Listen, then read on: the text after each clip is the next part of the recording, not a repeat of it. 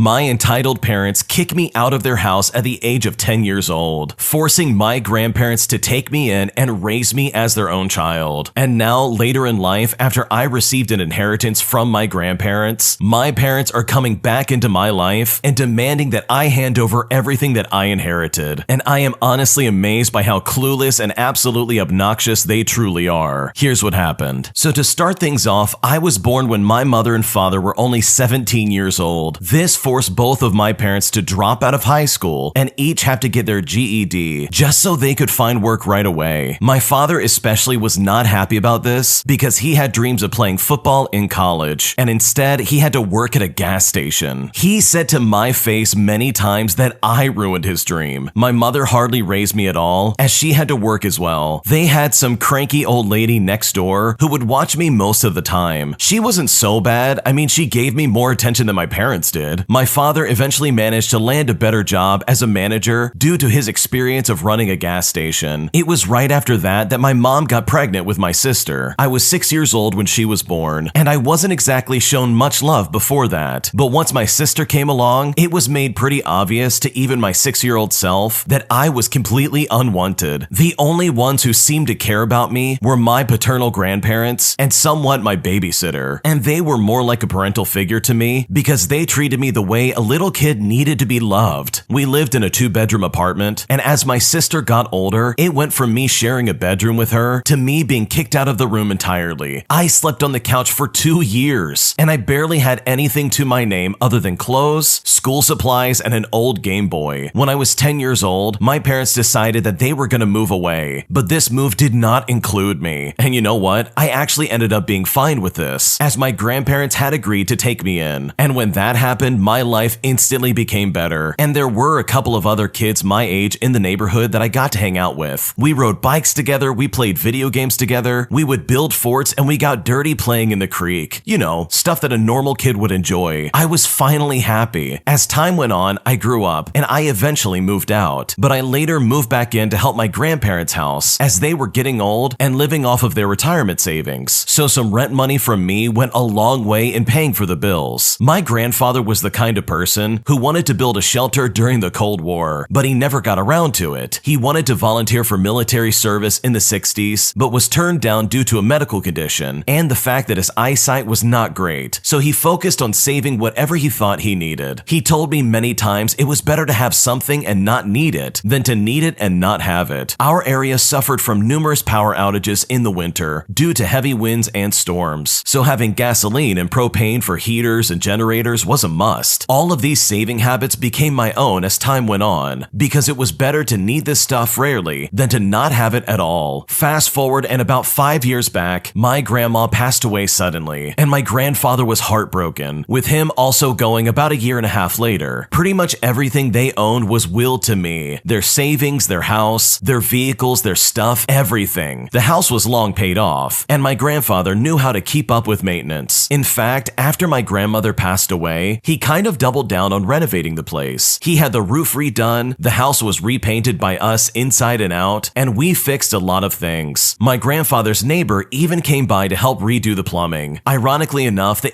HOA was rather happy with these changes because the house itself didn't look run down anymore. I mean, it all happened so suddenly. One morning I was just fixing breakfast and my grandfather never came downstairs. You couldn't keep this man from bacon even if you tried. So I went to check on him and he wasn't moving. I called the paramedics and they told me that he passed away in his sleep. And this is right about when my parents came into the picture again. My parents made my grandfather's funeral an absolute nightmare. In fact, they didn't even bother to show up for my grandmother's funeral. They claimed that they were too busy. At my grandfather's funeral, they didn't seem to grieve at all. My sister also showed up wearing a brightly colored designer dress. I noticed my parents repeatedly whispering to each other and glaring at me whenever I looked at them. I come to find out at the will reading that my parents knew that they'd been disinherited a long time ago, all because of the way they treated me. And they thought it was extremely unfair that I got everything. In fact, they thought it was so unfair that they threatened to sue me to contest the will. I got repeated calls and messages from my father, as well as my mother and my sister, all of which telling me I needed to do the right thing and give my father what was supposed to be his. And when they did that, I just told them to get lost. Eventually, my parents ended up taking me to court to challenge the will. will, but the judge ruled in my favor after seeing the will and hearing us both out. So it wasn't a long drawn-out legal battle, thankfully. The judge even looked at my parents with absolute disgust after seeing the will and hearing about the mistreatment of me in my childhood. He called my father a terrible parent and stating that my grandparents were right to disown him. My father just hung his head in silence, but he made sure to stop me outside the courtroom and tell me that I was the biggest mistake in his life. And if he could go back in time, he would make sure I never existed, while also saying that he should have been a football star, and instead he has to wear a name tag from 9 to 5. I told him that, mistake or not, my grandmother and grandfather could see what kind of nasty person he was. I also did not ask to be born, and the only real love I ever got was from my grandparents, so I just told him straight up that he was no father of mine. I got a few more phone calls, as well as some letters from my parents, all demanding money among other things, but over time they just stopped because I completely stonewalled them. I never responded to emails or letters, and I stayed silent during the phone calls. A few times I just left the phone sitting on the counter with them ranting and raving until they realized I wasn't listening. Aside from not getting the house or money, my parents seemed particularly bothered that they couldn't get a rise out of me, but I was prepared to go all out against them, and they knew it. So in the end, they just left me alone. From what I know, looking back at Facebook for the past decade, my sister tried to get into modeling, got married, had 2 kids, got divorced, and is currently unhappily working a job she feels is beneath her. My mother currently works retail and is also very vocal about her disdain of it. Like my father, she peaked in high school. She was a cheerleader back then and even had her old uniform framed on the wall. My father was pretty much at the same job for 25 years. As for me, I'm in my late 30s now, and I live pretty much debt-free in a nice neighborhood. Not many people are in the financial situation that I am at my age. I'm single, I have a paid-off house, I've got 2 vehicles, and a decent amount in the bank. So with all things considered, I'm just glad to be away from my awful parents. What an awful upbringing you had to deal with, but also what awesome people your grandparents were. They took you in right away, and they allowed you to have some kind of childhood. I mean, what kind of parent would just kick their kid out at 10 years old? That is seriously insane to me. And if I was the grandparents in this situation, I would absolutely do the exact same thing and write the original poster's father out of the will. There's no way they're gonna get anything from me if this is the way that they treat their son. And it's so delusional that this guy's like, oh, I should have been a football star. No, you should have been a better father. Because in the end, these people got exactly what they deserve. Because the original poster honestly deserved a better childhood. And these parents seriously should be ashamed of themselves. If you like Am I the Jerk, you're probably going to love Am I the Genius. Check it out, linked down below in the description. I think that my boyfriend doesn't find me attractive anymore ever since he got his dream body, and I seriously don't know what to do. So my boyfriend was a scrawny teenager when we first started dating, and girls really didn't go for him either. He got sick of being skinny and he wanted to get big. So I motivated him into being consistent with the workouts and the diet changes that he went through. I was there for him and supported him emotionally when he was making cuts and making progress. And you know what? It paid off. He got really fit. Eventually, girls started throwing themselves at him. He curved all of them at first, although he did admit to flirting with some girl, which I stupidly allowed because I didn't want to come off as the crazy, jealous girlfriend. But then came our senior year. I needed time to focus more on myself and my education. I needed to get really busy. We had been on breaks before, so I wasn't that worried in asking for one. I had stayed loyal when he used to ask for breaks when life got super busy for him, so I figured that he would obviously do the same for me. But it all came crashing down on me. We were on a call and I broke everything down to him. He just stayed silent, like he'd been waiting for this to happen. I had mentioned that we might need to do this before, and he was not fazed. He said, "Can I talk to other girls while you're away?" And I immediately replied back by saying, "Of course." Again, I just wanted to seem like the perfect laid-back girlfriend that was secure in herself and her man. And I was. I never for a second doubted that I was anything less than his dream girl. That is, until his conversations with me afterwards, which consisted of backhanded compliments, saying stuff like, "You have no idea how many ladies I've listened to." Stuff like that. But I just laughed, and I just said that there was no way that he would have talked to other women. I wasn't taking him seriously. He then proceeded to text some girls and get them to send some scandalous photos to him, only to then show them to me right then and there. And after he did that, I just started to cry. I didn't cry because of his borderline cheating, but mostly because of how different the girls compared to me. They were all skinny with size 0 waist waist and A cups, whereas I've got a bigger chest and thicker thighs. I'm a fuller person. He then said that I had asked for it by provoking him, and he said this later on that night when we called each other, and in the end he never actually apologized for it. But his way of comforting me was by saying that I'd never be replaced. It did comfort me to some extent, but it hasn't been the same since. He's admitted to talking to one specific girl. He refused to tell me her real name, but showed me a picture of hers, and lo and behold, she was skinny with a conventionally attractive face. But no, it was okay, because this chick knows that he's taken, right? He decided to rub salt in the wound even further by mentioning how I couldn't fathom how pretty her body was, and how he wouldn't share. I'm realizing just how sick it was right now, even though according to him, he stopped what they had soon after. He doesn't really respond to me properly anymore. He uses very short and aggressive replies, and then turns it around and blames me when I mention how we never talk much these days. I know this is supposed to be a break, but it's a break on my end. So why is he the one acting unavailable all of a sudden? He was never like this when he was skinny. We used to go on breaks when life got hectic, but we would always technically be together. We would be loyal to one another. He says he loves me, but that's about it. He never shows it to me anymore and doesn't care when I send him photos anymore in the slightest. He used to go crazy for them, but now it's almost like it's nothing. The one thing I took pride in for us was our ability to communicate. Should I swallow my pride and ask him what's up? Even if it might break my heart, we've been together for 3 years now, and I don't want to make it all just go down the drain. What should I do? Honestly, I am very surprised that you're even with this guy anymore. He clearly does not value you in the first place, and he's obviously got his eyes set on other women in the area. And I just don't think this is a good relationship for you in the slightest. You are letting so many things slide. He showed you inappropriate photos of other women, and he basically has another woman on check to basically step in and take your place at any point. And that's not fair for you in the slightest. Like seriously, he is cheating on you. There's nothing borderline about this. And he's also blaming anything negative in this relationship on you. Like in a way, he kind of sounds like a narcissist. So seriously, in my opinion, you can do so much better than this guy. You are both only 18 years old, and you'll find somebody who really does care about you and you only, because the way he's acting is completely out of line and you could do so much better. My sister says I can't be at her wedding if I bring my boyfriend, who I have known for several years at this point, and I'm so upset I seriously don't know what to do. So I met my boyfriend in college 7 years ago, and we started dating 5 years ago. He is super close and loving with my family. He was there for my niece's births, baptisms, Christmases, vacations, you name it. We are extremely committed to each other for the long run, but don't want to get married until we are financially stable and both of our careers are where we want to be. My sister has been with her fiance for 2 years and engaged for 6 months. My sister's the type of girl who has dreamed of getting married since she was a little girl. It did not matter who proposed, she just wanted to be married. I have never cared if I ever got married or not. As long as I have a good career and a good relationship, I'm fine. In the beginning of her relationship, she tricked me into going on a double date with her fiance, as well as her brother. She had said it was dinner with her and a friend, but it was most definitely not. The brother kept making passes at me the entire time, and I told him I had a boyfriend, and the whole situation made me uncomfortable. At their engagement party, my boyfriend noticed that the brother wouldn't stop staring at me, and we tried our best to avoid him altogether. Every time I have seen this guy, he has been super weird towards me. My sister wanted me, my fraternal twin, and 2 brothers in her wedding. The wedding is supposed to be next month in the beginning of May. My sister just told me that I'm going to be walking down the aisle with her fiance's brother. I told her that he makes me unbelievably uncomfortable, and I thought I would be walking with my own brother. But apparently this is something her fiance is insisting, and she just wants to make him happy. It seems like a pretty weird thing to insist, and I know that it's just some kind of scheme between the 2 brothers. My other siblings also thought it was weird and voiced their objections to our sister. She got upset and said this is her wedding, and she'll do whatever she wants. I told my boyfriend this, and he was upset for me. He's confident enough in himself that he knows this guy would never be competition, but he knows how uncomfortable I am with this situation. The other day, we had family dinner at my mom's house, and I took this as an opportunity to bring up the aisle situation with my mother around. My sister got extremely upset and started crying, saying I was trying to ruin her marriage. I was so confused, as was everyone else, and I tried to explain that he makes me and my boyfriend boyfriend extremely uncomfortable. She then said that I can't bring my boyfriend to her wedding anymore, and if I do, then I'm no longer gonna be her bridesmaid. She gave no reason whatsoever as to why I can't bring him along, and my siblings were just as upset, considering they like my boyfriend a lot better than my sister's fiance. I thought I would give her a few days to calm down and rethink all of this, but she has not changed her mind. My 19-year-old brother's girlfriend is still invited to the wedding, but my boyfriend is not allowed to be there. My boyfriend is an incredible guy and has been nothing but kind and generous to my sister. His feelings are hurt, but he still wants me to go to the wedding. I think my sister is being an unreasonable jerk, and I will be pretty upset at the wedding if my life partner is not there with me. Being her bridesmaid is something I can live without. So should I bring my boyfriend or go without him? Or should I demand that my boyfriend be allowed to come to her wedding and that she's being super unfair? Now, I love my sister, but I don't understand why she's forcing some silly request by her creepy brother-in-law. And worst of all, my family is being absolutely useless in helping me figure this out. What should I do? First off, I think you've already figured this out, but your sister's being unreasonable. I honestly don't know why she's trying to pair you up with this guy who clearly makes you uncomfortable. It honestly does seem like a setup, and that's just super creepy. Like, you even explain to this guy, hey, I have a boyfriend, but he still keeps trying to make passes at you and stare at you. Like, that's just weird in my opinion. You're never gonna hook up with him, and he needs to stop. So that alone, in my opinion, is more than enough reason to say, hey, you know what? I think I'm gonna back out. This guy is creepy, I don't want to be around him, and I will happily sit in the audience and watch you get married. And you know what? She's only saying that your boyfriend can't come along because you exposed her to your mom as well as the rest of your siblings. And although they're being very nonchalant about this, you can bet that they're probably on your side. They like your boyfriend, they like your future partner, and they also don't understand why he's not allowed to come to the wedding. Like, that's just weird. So I think with whatever goes on or whatever you decide to do, I think you just need to remember how your sister's acting right now, because her behavior is incredibly toxic, and you do not deserve this in the slightest. A friend of a friend made it very clear that he wants to pursue my girlfriend, and all the while, my girlfriend knew about this guy's intentions but kept that information from me. And now, as a result, I'm incredibly offended, and I seriously wish she had just told me in the first place before I committed to spend any kind of time with this guy or her friends. Here's what happened. So for a bit of backstory, my girlfriend attended a bachelorette party a month ago. One of the bridesmaids was dropped off by her husband and a friend of the husband. In the 5 minutes that friend saw my girlfriend, he supposedly fell in love with her at first sight and made it clear to his friends and the bride that he was interested, despite the bride telling him that my girlfriend was in a happy relationship. The bride shares this in confidence with my girlfriend, asking her to keep it a secret, as it is just silly gossip. Fast forward a month, and it's Friday, and I'm at a dinner of the wedding rehearsal. My girlfriend and I sit at a small table, and this friend of the husband intentionally sits across from me, all while his friends sit at an entirely different table. We make conversation and have a really good time, and upon leaving, he mentions that we should all hang out together at the wedding as well. Saturday comes around, and at the wedding, that friend is pre-seated at an entirely different table, so we don't interact much. As they leave, however, the bridesmaid, her husband, and the friend of the husband all approach us and enthusiastically mention that we should all hang out outside of the wedding more, which kind of strikes me as odd, considering we didn't really engage much. But in the end, I agree nonetheless. At night, I bring this up to my girlfriend, and I can't quite wrap my head around it, but that's right about when she lets out the secret. We've been discussing this ever since, and I feel like I deserve to know when he started approaching us on Friday, whereas my girlfriend insists that she didn't tell me because she felt our relationship was strong and there was nothing to be worried about. And also, she didn't want to make me angry or make things awkward. My girlfriend states that if he made any obvious moves, like asking for her number or anything like that, then she would have shut him down and let him know right then and there. I personally would have never wanted to be in the dark about this. It just makes me feel like a complete idiot while I invite this guy to hang out with us and wingman him into my relationship. As close partners, I feel like I should be included in details like this. I don't care if some random person on the street hits on my girlfriend, but if it's someone who's potentially close or a coworker or something like that, then that's an entirely different story. Also, I would have wanted my girlfriend to have relayed a message to the bride or a bridesmaid that she wasn't interested at all after the events on Friday. Is this something reasonable to expect, or am I just being controlling? What should I do? In my opinion, opinion, your girlfriend absolutely should have told you about that. This weirdo is repeatedly and intentionally inserting himself in situations where he can further his goal of getting closer to your girlfriend. This situation, in my opinion, is a snake in the grass trying to break up your relationship. And I mean, honestly, even if your girlfriend is used to a lot of male attention or anything like that, the day that he sat across from you to try and befriend you, she should have let you know what was going on and why he was acting the way he was. So no, in my opinion, you are not being unreasonable. And I think the fact that you're in a relationship and your girlfriend decided to keep this information from you is, in my opinion, pretty sketchy. And it's something that the both of you really do need to talk about. Thanks for watching. When you subscribe, make sure to hit the bell to turn on notifications so you never miss a video. To finish listening to all the stories, use the playlist at the top of the description. And if you like Am I the Jerk, you're probably going to love Am I the Genius. Check it out in the description below and subscribe.